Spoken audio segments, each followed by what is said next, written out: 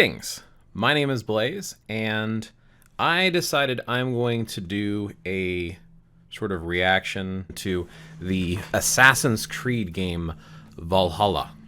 I have a personal pet peeve when folks use the term Viking because of how they use it incorrectly. Reaction here is after I've already seen the video a few times and I've been thinking about it. I was actually kind of inspired to do this kind of reactionary video from another YouTuber. So I'm actually going to give some shout outs to a few YouTubers here in a few moments. Heritage-wise, this kind of hits close to home. So if you trace my ancestry back far enough, we actually came over from Norway to Iceland. And my grandmother actually immigrated over from Iceland when she married my grandfather. So actually a couple of my aunts and uncles were born in Iceland, and I still have family over there. So that's kind of fun. Let's go ahead and go into some of the shout outs. So the first shout out is to Shadiversity. I actually have been watching Shadiversity for quite some time, and he did a video here on YouTube, Not Real Vikings, Assassin's Creed Valhalla trailer review, crimes against medieval realism. And I made this really long video comment on there, a comment on his video. And I was like, you know, it might just be better if I do a video of my own. So here I am. So shout out to Shad and the Shadiversity. I'm actually going to put the video link for both his channel and the video that initiated all of this. He's got some great stuff on here. Really fun to listen to him. He gives some really cool perspective on things. He gives some nice demonstrations as well. Really like his channel. Another YouTuber that I find similar in some ways to some of the reviews and things that Shad does is Skallagrim. And I guess he's also sort of inspiring for why I wanted to do this as well. But I also wanted to give a shout out to Hurstwic. So this is thorleifr is the actual YouTube channel, and Hurstwic does some kind of reconstruction on Viking fighting methodologies, and they are kind of influential on some of the theories that I personally have when it comes to some of the way Vikings may or may not have used weaponry. So that's influential. And then of course Jackson Crawford, who is actually, I think it's actually Dr. Jackson Crawford. He's actually a teacher, and he is kind of an expert when it comes to Norse history and stuff like that. So he's got some really, really great videos as well. And last but not least, Hrafna, because my Icelandic is so poor, listening to some of her videos and how to properly pronounce things. So there's my huge list of shout out videos. So obviously, as I was mentioning, you know, this is part of my heritage. This kind of hits close to home. I just really like this stuff. So I'm not like an expert. I don't know everything that it has to do with the Norse people. And yeah, I'm saying Norse people, Nordic, not Viking, for a reason. So without further ado, let's actually get into this, because that's kind of a long intro, isn't it? So yeah, thanks for sitting through that. So let's go ahead and play this. So right off the bat, let me pause it there. You see that it's coming into this winterland. And one of the comments in Shadiversity's video is he was talking about the fact that, you know, there's this myth that the Vikings come from this frozen hellscape. And I think that's pretty close to a direct quote. I get what he's saying there, and that does kind of make sense to a certain degree. However, something to keep in mind, this is Sweden, this is Denmark, and this is Norway. And these are all during the winter. Now, it is possible during a different time period that the weather obviously could have been different. That's pretty obvious, pretty straightforward.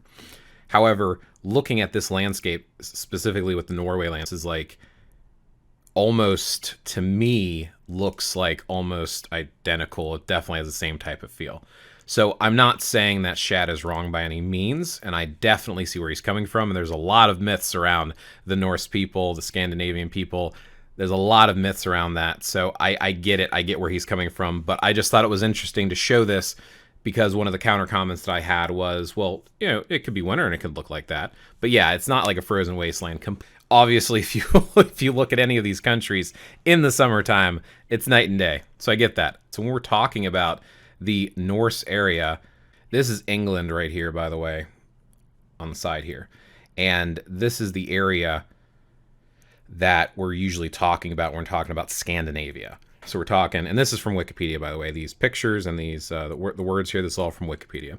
So Denmark, Norway, Sweden, sometimes also Åland Islands, Faroe Islands, Finland, and Iceland. And then Nordic territories are not part of Scandinavian, such as Greenland, Jan Mayen, Svalbard. I probably butchering those. So, but anyway, you can read them for yourself. One of the things that I'll bring up during this is, aside from all the reading and video watching and stuff that I've done and talking about my heritage or even with my family and things, there is a whole bunch of books here that I have. One of them is actually from the Natural History Museum in Cincinnati, and that's where this image is from. Some of these images I actually went to the Viking exhibit because obviously I eat this stuff up. That's why I wanted to do a reaction video on this. And I've got some books on also through some of the revival movements, and I have some of the Eddas and sagas. So this is stuff that I've studied. Again, I'm not an expert, but it is going to influence some of my opinions here. So going back to the video itself,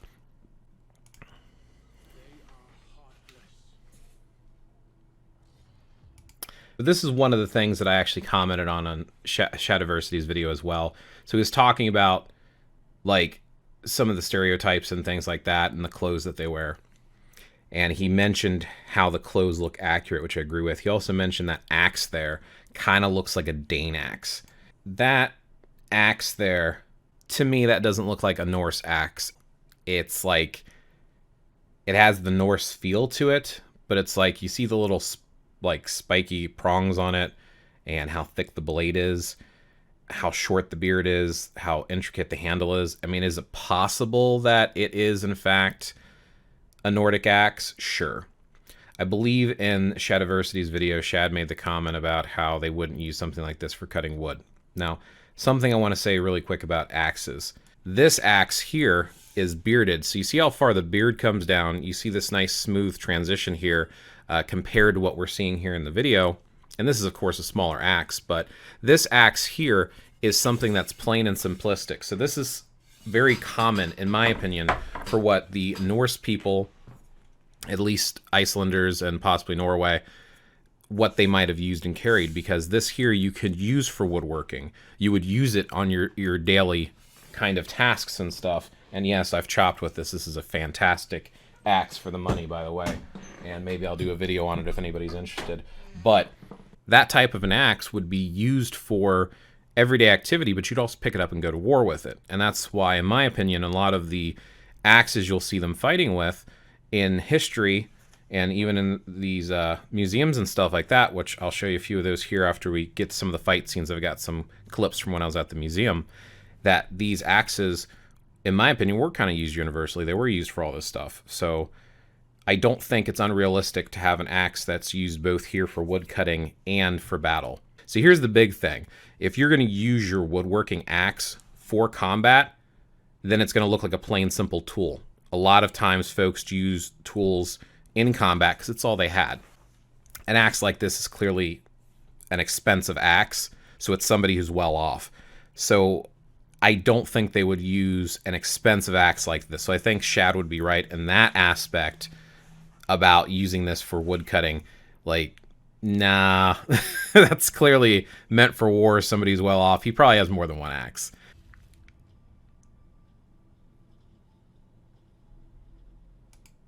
So this was one of the other parts that Shad had stopped at, and I want to call some attention to this as well.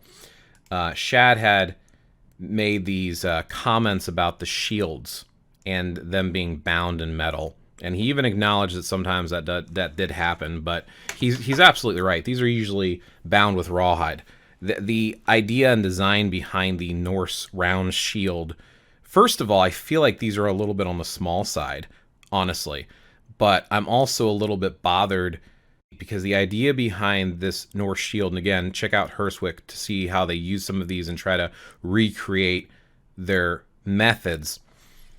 It's supposed to be lightweight. It's a one-handed item. It's not strapped to your arm. You have this center pole that you hold on to, and you have this boss that goes around your knuckles. It's supposed to move and pivot. Because if you have a real heavy incoming blow from like a Dane axe or even some sort of a warhammer or just a big club or whatever the case may be, you're getting hit pretty hard. You want it to move. This way you're not taking all that impact on your arm. And you actually will reposition the shield on each side as you come around it with your weapon. Doesn't matter if it's an axe or a sword. If you're coming around, you can come around each side. You're going to it's going to swivel. It's going to pivot. It's supposed to do that. First and foremost, it's expensive. The reason axes were more common, in my opinion, even knives and stuff like that, is for the fact that knives and axes are using less metal. You'll even see, like, that's the other thing, and this is something else that's brought up, and this is something I noticed as well. Where's the helmets and armor? Where's the chainmail? Where is the normal Norse armor that these folks would be wearing? Like, what they're wearing doesn't seem like they're about to go to war. Like, I don't understand. This axe back here actually does look pretty nice. That's pretty nice looking axe, actually, compared to some of the other ones. However, I feel like the length of this, I feel like it would be more effective if it had more curve to it, so it can kind of bite in as it rolls in from the strike, if it's going to be used in war. To me, this straight piece and having it that far out, I feel like that's more for, I don't know, just hacking something off that's not moving versus a combat axe. Like, not saying that this is the perfect axe or anything like that, but you'll see that this is much shorter in the distance here, and you have more of a curve to it, because as this hits, that actually will roll inward because of the way that when you're striking. And I can't demonstrate very well right now to sit in a seated position. So, and I'm not saying that they didn't have axes like that. I don't know. But still, the simplicity of it, that looks a little bit better axe-wise. So, this is interesting. One of the comments that I heard in Shad's video was, is this Odin? Or Othin, if you want to go with Hrafna's pronunciation, Othin, which is the Icelandic way of saying it. If you go with like the Germanic or German way of saying it, it would be like almost like a W, but you pronounce it like a V, so it'd be Voten. But again, there's different pronunciations. Anyway, no, something that caught my attention here was right here, what I'm zoomed in on, and he's missing a hand. So the biggest problem I have here is the hand that he's missing. The fact that he's missing a hand. Now, first and foremost, if you are trying to look for a depiction of Odin, one eye needs to be missing, because Odin hung himself from the branches of Isidril, and he gave up his eye for the wisdom of the runes. So he's always depicted with one eye, or an eye patch or something like that. This is actually a carving that I did of Odin, and you'll see that he is, in fact, missing one eye. So one eye is open and one eye is gone. And he's usually depicted with a beard, so I mean, this is not like the best carving in the world, but this is what, just something I did. This here, I could see the question of who, but that hand that's missing is the clear indication of who it is. You can't see one of his eyes because it's in a shadow, so we can't know for sure until I saw the hand. That's Tyr. Because Tyr, when they were binding Fenris is actually a giant wolf who kept growing and growing and growing, and he was actually the son of Loki. And they were starting to be afraid of him, the Aesir. So they wanted to bind him. So they tried all these different chains. They eventually ended up going to see these dwarves to build a special type of a chain. It was actually made out of like a rope, and it had like weird stuff like the sound of a cat's whisper, like the sound of a cat's paw, like the whisper of a cat's paw, saliva of a bird, like really weird ingredients. But they ended up doing this, and when they kept doing it as a game with Fenris because they didn't want to let on. They wanted to try to convince him to let them bind him. Oh, it's a game. I bet you can't break this. I bet you can't break this. This time, the fact that they brought up a rope, he's like, wait a minute, this is fishy. And so they bind him in this rope. But Fenris has a condition that Tyr, who is a warrior, would have to put his sword hand, which was his right hand, that's why I'm bothered by this being the left hand, had to put it in his mouth, just in case, because obviously they're going to let him go, so he'd let their hand go. Well, when they bound him, every time he struggled, the ropes got tighter and tighter and tighter and bound him more and more and more. So Fenris said, okay, enough's enough, let me out, and they didn't, because Odin wanted to keep him bound because he was worried about how powerful he was becoming, so he bit off Tyr's hand. And Tyr, of course, learned how to fight with his left hand, but it was his sword hand that he had him put in there. So again, I feel like that's a wrong depiction, but to me, this is clearly a statue of Tyr. So.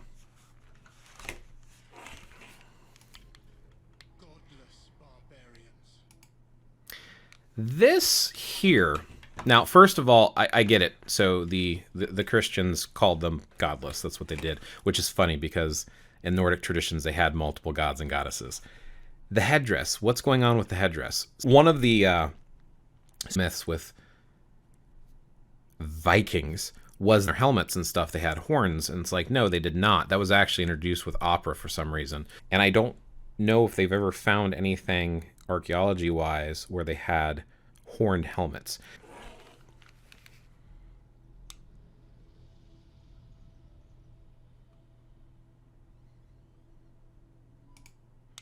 So that is clearly blood in that bowl.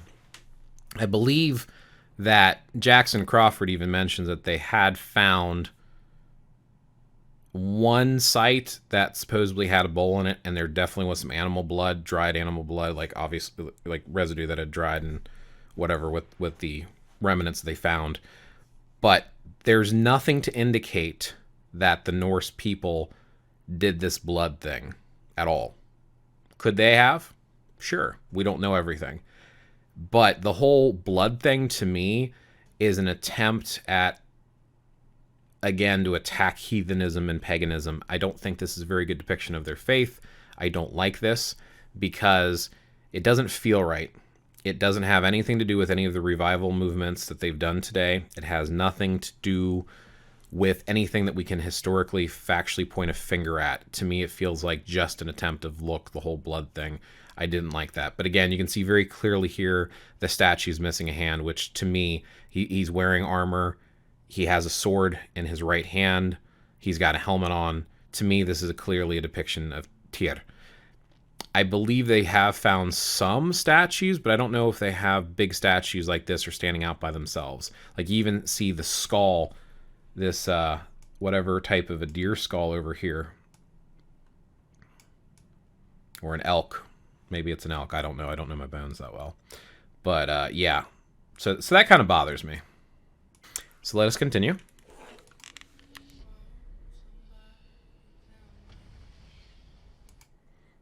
So the long ships.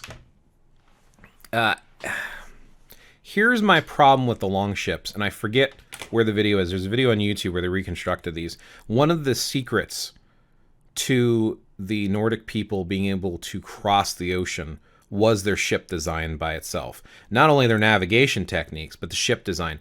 The planks would actually move and flex with the water and would actually almost move through the water kind of like an otter would. This way versus if it was real stiff boat, it would break because of how big the tides get in the ocean.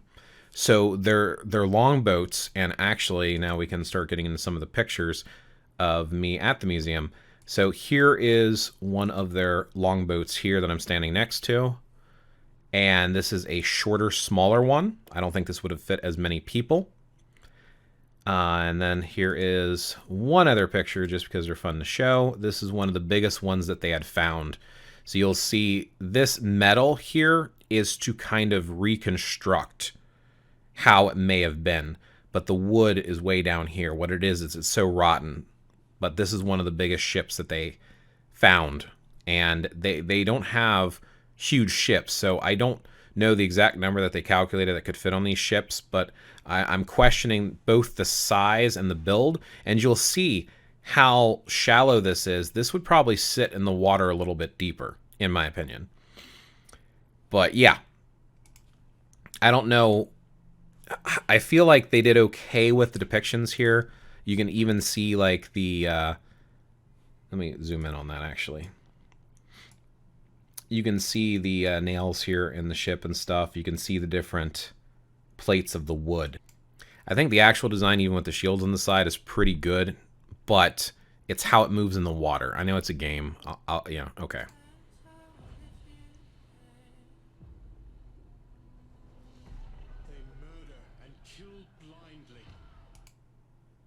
So here's so many problems here. So first and foremost, the thickness on that axe, and Shad points this out in his video too. That's a one-handed axe he has. What I have here is a one-handed axe as well. Technically, it was a little bit longer, so you could get two hands on this, but this is fairly close to what they have in that video for the game. Look at that. Look, let me hold my finger next to it for you, just so you can see finger-wise, right? I mean, what, why? I mean, I just... Here's my thumb. I don't understand the construction of that axe. Seems very impractical, but it is what it is. The other thing, and Shad caught this too. What is going on with the shields? Why are the shields strapped to the arm? Why? Why are they strapped to the arms? That makes no sense to me whatsoever. One of the other comments that Shad made that bothered me during this is the fact that he mentioned that letting the people go, the woman child probably would have just made them slaves and taken them away. So the thing I want to point out, so this is the reason I have an issue with the term Viking. Viking, or Vikinger, and again, that's a term from Hurstwic, Vikinger, is to go on a journey, to go on a Viking. You go on a Viking. And yes, Shad does call that out. You would go on a Viking. It's not a people. It's more like a profession, kind of like saying someone's a pirate. Oh, you don't call all English people pirates. Same thing, you don't call all Nordic people Vikings. They're Norse people, they're Norsemen, they're Scandinavians. So this whole concept of calling everything Viking drives me nuts to begin with, but the whole raiding thing, when you go on a Viking, it could be for discovering new land to settle, to have new settlements, which they kind of cover in this video in a few minutes here, which I give them props for. It is also to trade with others. You could go to a seaport and trade and bring goods back. And sometimes it was to go out and raid, to attack and to bloody your weapons and to bring back gold and treasure and slaves or whatever. So like there was multiple reasons to go out and about in the world on a Viking. And typically it is younger individuals. I say individuals because yes, I believe that women would sometimes go on these as well, which they do have women depicted. There's this whole shield maiden thing. I don't know about that. It's interesting in the Norse culture because it was considered honorable and noble and respectful for a woman to pick up weapons, defend her home and her family. But it was not for a man to depict himself as a woman. That was frowned upon in that society. It was not good. Even with their magic and stuff, and the Seither, there's different forms of magic that they had, and runic magic and stuff like that. But Seither, specifically, I believe, was the feminine one. There's a feminine form of magic, and it was frowned upon for a man to practice that type of magic, as an example. So it's interesting. There is a depiction of Thor, who actually loses Mjolnir, and he goes to get it back from the giants, from the Jotnar, and he disguises himself as a woman because the main giant wanted to marry, I believe it was Freya, but he wanted to marry one of the goddesses, so Thor dresses up as her to go to his wedding to steal his hammer back, and that was frowned upon, to dress up like a woman, which it was interesting that that's in the sagas and the Eddas. Warriors here, first and foremost, I don't know. Shad said it. I'll say it. What the fuck is he wearing? I mean, seriously, like, I don't understand the fur. Where's his helmet? Where's his chainmail? I don't understand what he's wearing. Like this, I guess he's wearing leather, maybe. And the gauntlets and stuff, I don't understand. And the shield, that is not how the shields were. So this is a more accurate depiction of what you would expect a Norse warrior to look like. Helmet, chainmail, just cloth clothing if you couldn't afford a full suit of chainmail, because that stuff's expensive. This is an axe. This is typically what you would see. This is from the museum. This is recreations of the type of clothing that they would wear. So you have like your long tunic, you have your trousers, but you have like undershirts and overshirts and everything else.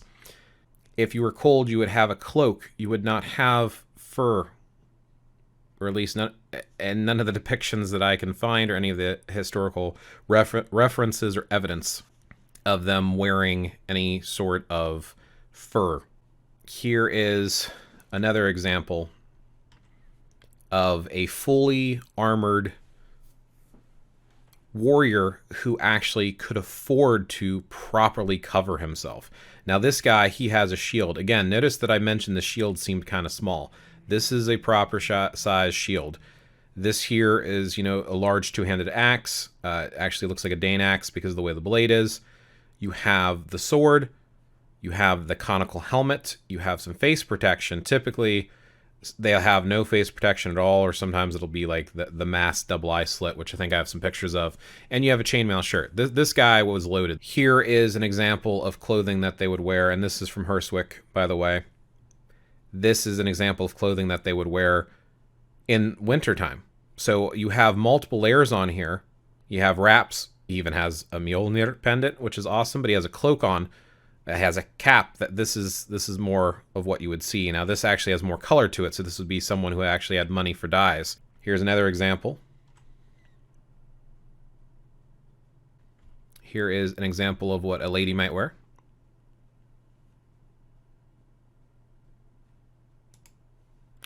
This is another, again, look how big this shield is.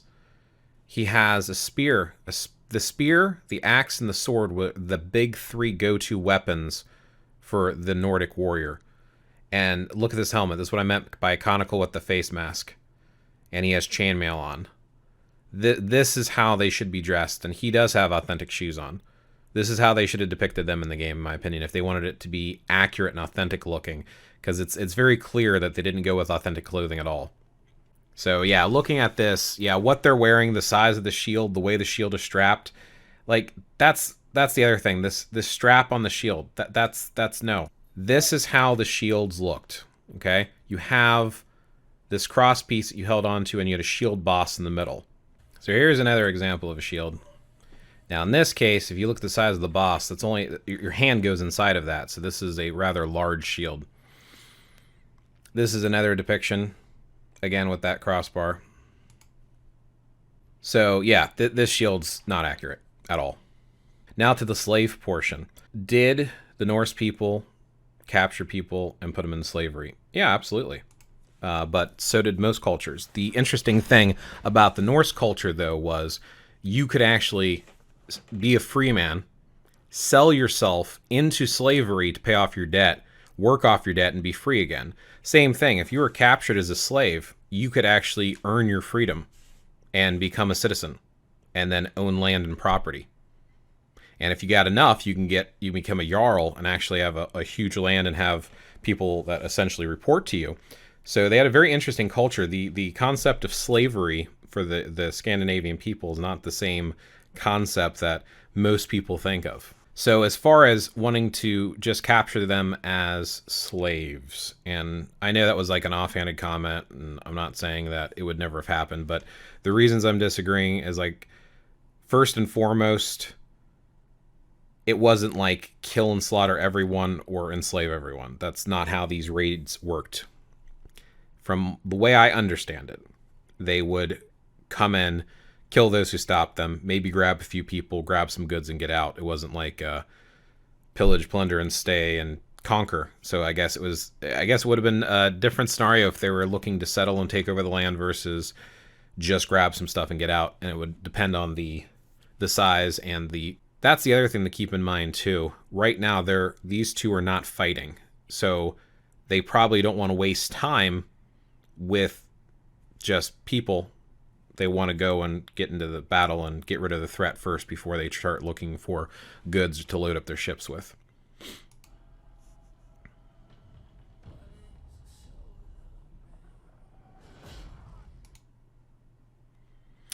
So again, that shield looks super thin. It's funny that the shields are so thin, but the axes are huge. So this looks like he came over here to settle. So I don't see a lot of burned ruins. So this is probably somewhere nearby or just a new settlement that they're coming up with. The kids, the clothes that the kids are wearing seems pretty authentic. The adults here, if you take off the furs, not too shabby. But again, this guy is probably well off because he can afford a sword. Now, that's the other thing that I want to mention with swords and stuff. This is some stuff that folks were actually buried with. So you see here, there's a comb. You got some bracelets and stuff. You have a shield boss. You have a sword. You have a spear tip. And you have an axe. So you can see the design on that axe and about the size of that axe. So this is my hand next to it just to show you about how small this particular sword was. Just this one. That's not like they're all that small. This is just a close-up of the spear. It's just neat. But this is actual stuff found in an actual grave. This is actual artifacts in a museum under glass. This is actually like tweezers and stuff. And I think there's like an ear pick here and combs. Very, very, very clean people. There's this like misconception that folks think, you know, Norse people, Vikings, they were all dirty, hairy beasts. And actually... a common haircut was really short on the sides and just a little bit of length on top and kind of short. And short groomed beards like this versus the big rugged beards. Now, obviously, they're free. People can wear whatever they want. Some of them did have long hair. But I'm just saying that there was some variety and they bathed regularly and were very, very clean people. Again, just another sword and another spear. This would have been a pendant, probably for Odin, because the spear Gungnir associated with Odin. Just for comparison on size of this hilt. So if this guy could afford a sword, he probably was pretty well off because swords are pretty expensive. So more than likely, he's going to have the chainmail. He's going to have the helmet. So again, this is our main protagonist, I guess, here. I do like the axe that he has there because it looks like a working man's axe, which again, this is the perfect type of axe. Let me try to actually zoom in on this here. Yeah, that axe there is actually pretty legit for something they might have used both in war and construction. Like I could see him building in the background with it as well as fighting with it. Now, I don't understand this statue here. So he has two eyes, he has a spear, and he has what looks like a kite shield. So I'm not really sure which deity this might depict here. So I've got mixed feelings on it. I do like seeing the variety in hairstyles, though, because I think that's a pretty good depiction of the fact that each person did make choices. Like you can see real short hair on the child here. Over here, this guy on the left's got a real short crop beard and a real short haircut. Our main antagonist has got that braids down the back, shaved on the sides with the beard. The other gentleman they just showed with the sword on his hip, playing with his daughter, had long hair and a long beard. So there's like some variety. I do like that.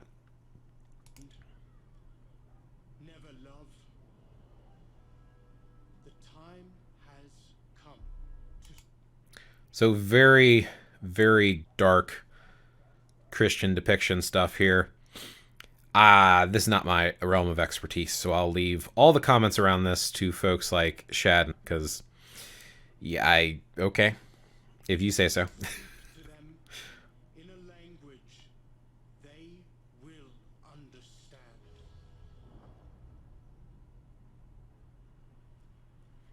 He had war written on there.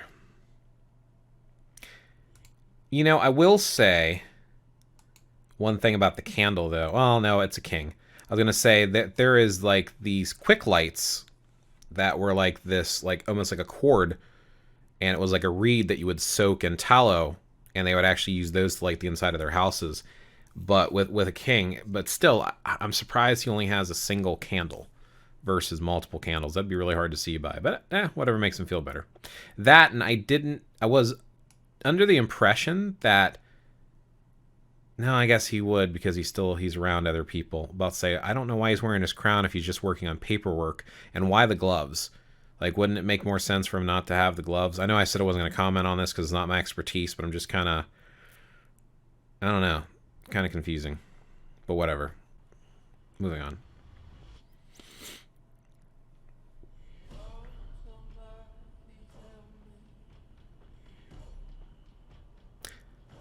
So size of the ship seems about right. Again, here, I'm seeing that there's some variety in the hairstyles. I like that. This guy definitely looks like a grizzled warrior. But once again, and Shad pointed this out in his video too, where are the helmets? Where's the armor? And what's up with the fur? I don't know what this top knot that this guy's trying to pull off is. I don't know where the reference would be. I believe this may be a female right back here with the single braid, but that could be a guy. So again, having the women along with them, there is a belief that the women did fight alongside the guys. I don't know if they went on Vikings with them or not, but maybe, maybe not.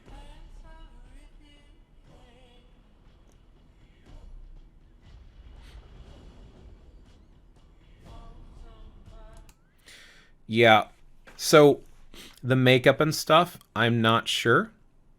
I don't think we have any evidence of why, but it does look cool. It does look badass. Honestly, listening to this music, especially the first time that I watched it, and watching the ships and stuff come in, a lot of hype. I'm like, oh, I've got to play this game, and I still really want to play this game. But we'll save that towards the end. Again, a variety of different hairstyles and stuff. I like seeing that. I like seeing people's individuals.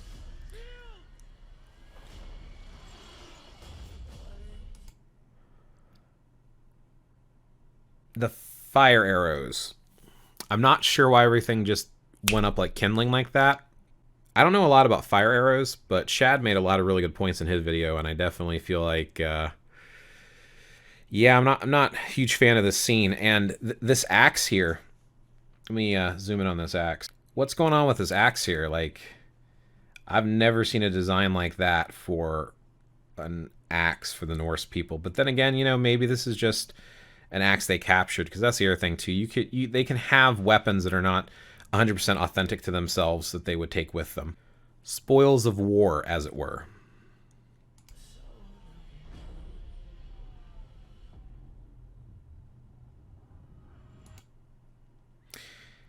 Yeah, making a mad dash at the beach.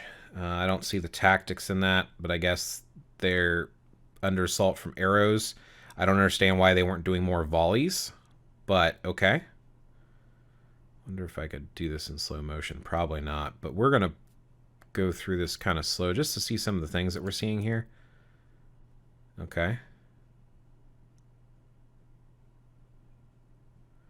So I guess this guy is dropping this axe here. There's an axe just randomly flying in the air. That's kind of fun.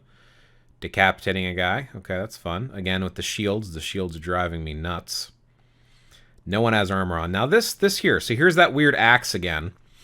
And this guy, so these spears, these look like throwing spears. And I don't know if this is something that the Norse people use, like shorter throwing spears. As I understood it, the spears that they had were pretty hefty and meaty and were made for holding and also throwing.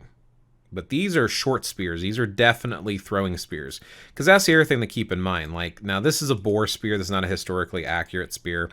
But the boar spear is like almost as tall as I am, and this thing is huge. I mean, look how thick that shaft is, because this is meant for hunting boar. And no, I don't hunt boar. I just got it because I like spears. With a spear like this, sometimes they get even bigger and longer depending on the culture. But I don't feel like this short spear is historically accurate. Don't quote me on that. I could be wrong, and I acknowledge that, but this doesn't seem right to me. Oh, that impact. So, I don't know who you are to be able to knock someone in the air like that from throwing a spear. That's pretty impressively impossible, I think. And if it is possible, someone just hand throwing a spear. So I've thrown spears before, and I prefer holding the spear and keeping it. Because let's face it, like I said, spear, axe, and sword are the three main weapons for the Nordic people. So I would like to see more spears in this. Like, I see pretty good axes. Almost everyone has a sword, which is really weird too. So they get all forward swords, but not helmets and armor. But hitting with that kind of an impact sends one flying in the air like that. I don't know. Okay, that's a little bit better. This to me seems more like a Norse spear. And look at the tip on this. So comparing to some of the artifacts that I saw, and actually here I'll show you a new picture from when I went to the museum. So look at that spear tip there. So again, there's multiple weapons here. You have 2 axes.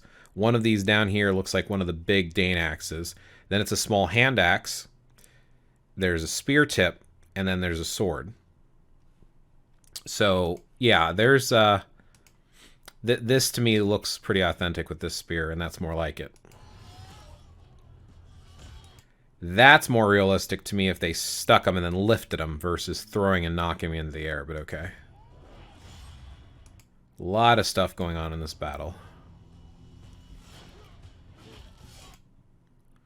Yeah, this is the guy from the beginning. So this is that axe that we saw in the beginning there. So it looks like he has some chainmail on. Almost looks like chainmail. Definitely has some form of armor. He doesn't have a shield. I mean, he does have the big axe, even though he could technically have both the axe and the shield. And he can afford a sword. And he's probably the Jarl.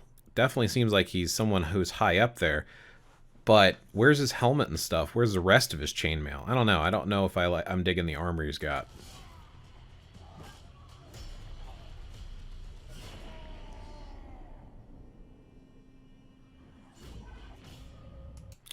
It's kind of cool.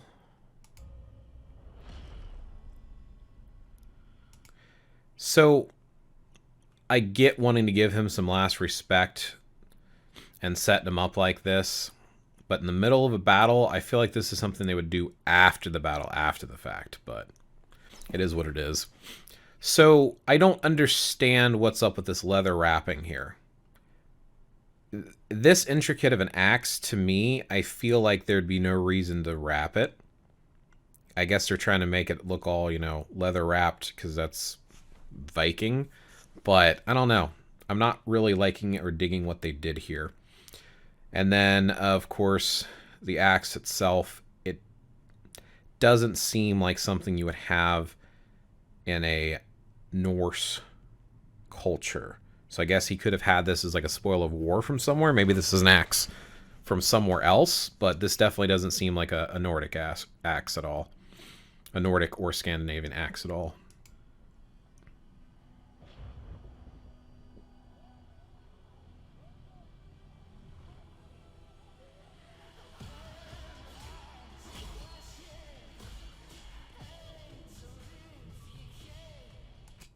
Interestingly enough, a lot of these folks around the quote-unquote Vikings, because they're on a Viking, they look more like I would expect the Vikings to look with the chainmail. I think they're called jerkins, but basically the jacket that comes down to their knees and the helmet.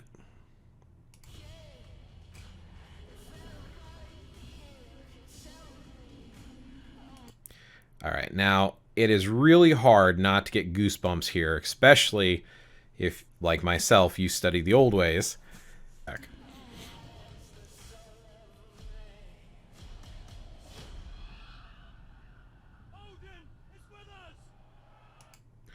So if this is supposed to be Odin, there's a few things I want to point out here. So the first thing is, typically when he would walk amongst mortals, he would be depicted with a hat and a staff as like an old wizard, or he would appear as a warrior.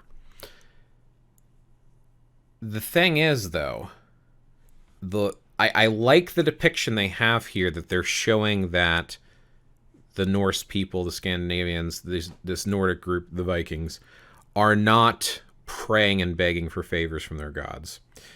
This is consistent with the Nordic revival movement, such as Odinism, or talking about Ausatru, or some people call it heathenism. That's pretty consistent because they typically, at least today, and we see this in some of the Eddas and sagas as well, so we do see it historically as well when they talk about it, that the gods and goddesses were these beings that they tried to relate to and be friends with. They didn't beg them for favors. They are in battle. They are doing stuff that would call their attention. and they maybe feel invigorated because they see them walking amongst them.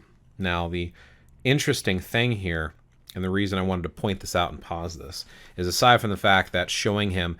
actually, if you look at Lord of the Rings, Gandalf is essentially based off of Odin. He is the Grey Wanderer, and that's typically how they... Actually, a lot of what Tolkien did in Lord of the Rings is drawn from Eddas and sagas. Like, I mean, the dwarves, the elves, like the whole 9 yards. There's a lot in there that is drawn historically from Scandinavia and stuff. I don't know if seeing Odin on the battlefield is a good thing, though, because typically Odin is trying to collect warriors for Ragnarok. So he's gathering the slain to his warriors' hall, Valhalla. So I guess it kind of makes sense with the name of the game, but it's like, I don't know if it's a good thing to see him, because he's like, he's waiting to pick up your dead, because he needs warriors. Maybe you're fighting fiercely enough to draw his attention, so maybe it is a good thing. It's also interesting to have him there, because typically he would send his Valkyrie down to gather up the slain. So, interesting. The other thing is that they show, I assume it's a raven, because ravens are associated with Odin. He has two, Hunin and Munin. And Hunin and Munin are usually seen as pairs. They don't really depict Odin as shape-shifting into a raven. So, and he typically travels on Sleipnir. So, I don't know. No weapon, showing him as a wanderer, transforming into a raven. Still cool, really neat imagery, pretty neat to see.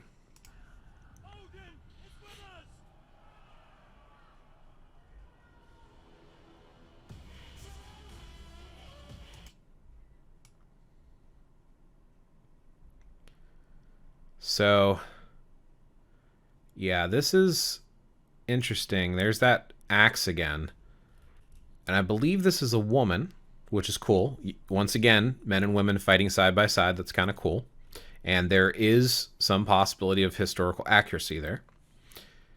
And, yeah, looking at some of the warriors and stuff, not too bad. I don't know what's up with this hammer here. Shad saw it too. That doesn't look like a Nordic hammer, and there's definitely some cool Nordic hammers that are available out there, so I'm not sure what's going on with this. And he's wielding it with one hand, so hey, go you, right?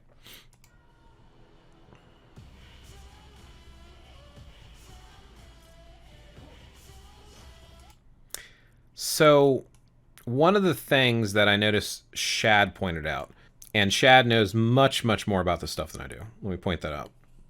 I just wanted to comment because culture, history, and again, a chance to talk about some of the spiritual aspects. So this sword does look like a really good sword. I will give him that. However, I feel like looking at some of the depictions of swords that I actually saw in person and stuff,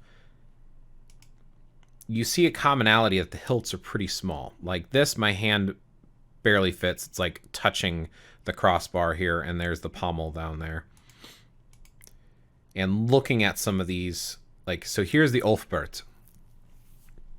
You'll notice that there's some consistency with how short the handles are in most cases. And you'll notice that there's some arguments from some folks who try to recreate Viking era fighting and combat, that they debate whether or not the pommel would rest in the palm of the hand at all, or if they grip on the pommel at all in order to get a better grip on it, because of how small some of these sword handles are. We don't know for sure, so I'm not going to argue too much either way, but you'll see, I'm seeing, at least in most of the swords I see, not too much curvature on that crossbar there for that guard.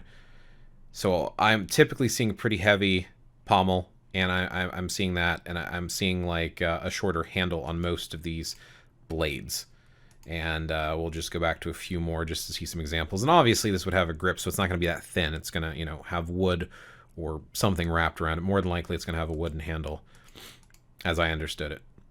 But very common for that straight guard. So I'm not sure that the curved is necessarily wrong here. This here looks like a fuller to me, but it also looks like it's raised metal to almost reinforce the blade. That doesn't seem consistent with what I've seen out of the period swords. And this pommel too seems a little bit off to me, as well as this tapering on the handle here. Like, I'm not saying this is wrong or this is not good. I'm just saying it just kind of, it doesn't look very authentic at first glance to me. And again, I could be wrong, and I acknowledge that. But I do want you to remember this sword.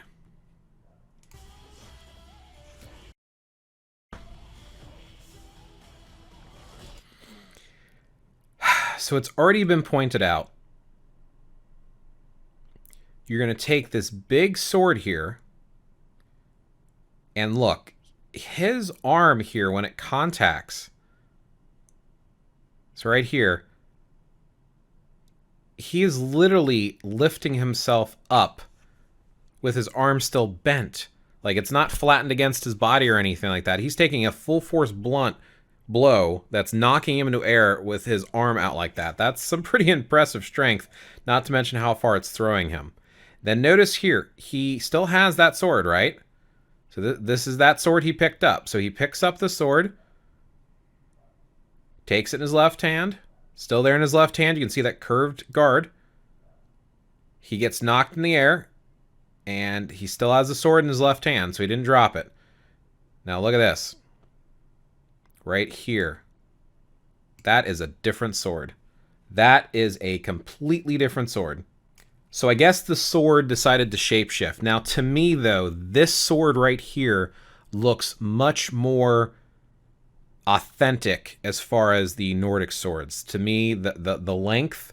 Now the blade looks a little thick and the handle looks a little long. It looks a lot like the one I got to hold that was a reproduction at the museum. But the shape of the guard and the pommel, and even the way the fuller looks, it looks like there might be some script in there. This looks a little bit more like an authentic sword, but it's interesting that they changed it accidentally.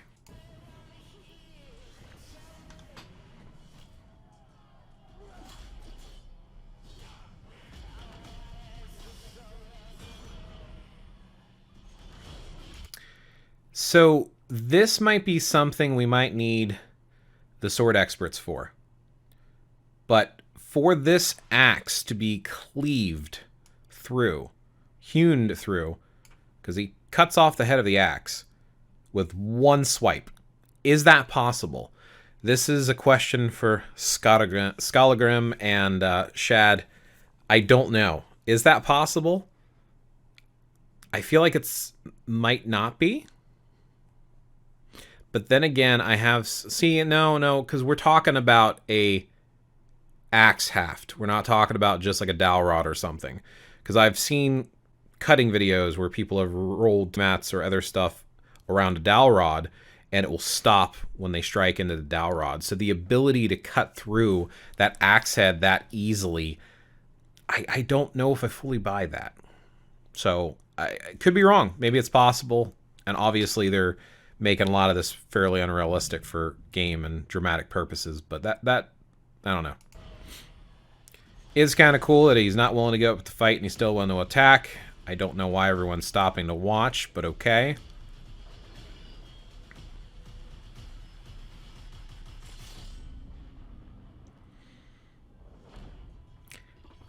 Yeah, so having the hidden blade on the outside of the wrist. So first and foremost,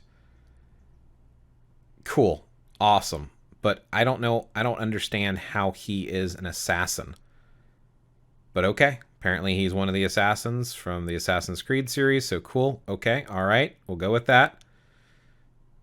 Interesting shape and flash there with the blade, but okay. So yeah, to me this seems more practical. I don't know what's going on with the blade itself, because this back part, the blade seems too long to fully hide in there, and I don't remember seeing the blade poking out earlier. Also, you can kind of see this ring around his finger. Maybe that's the activation mechanism, but how did he not accidentally pop it sooner? And with these straps, it seems a little like it's moving too much. I don't know. I can't nitpick it too much. I know it's a video game. I understand it's fantasy. I get that.